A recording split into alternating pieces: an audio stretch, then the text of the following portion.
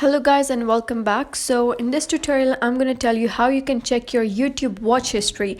So for that, first of all, you'll have to go to your YouTube app, and after going that, there you can just click on the library option on the bottom right.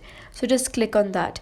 Now this interface will be shown in front of you. All you have to do is that just click, you'll be able to see this history on the top. So all you have to do is just click on this view all, and you can either search the watch history, you can write down the name, any of the keyword which you remember regarding the video or anything, or even the creator of the video, just a bit chunk of the video title or the creator or anything you remember, just type in over here and you'll be able to see the watch history which you watched today or earlier, or if you want to try if you are trying to find a video which has like lost but you want to see that again, so you just type down the keyword of that video and the video will be displayed in front of you. So that was how you can check your watch history on YouTube. If you like this video, give it a thumbs up and don't forget to subscribe.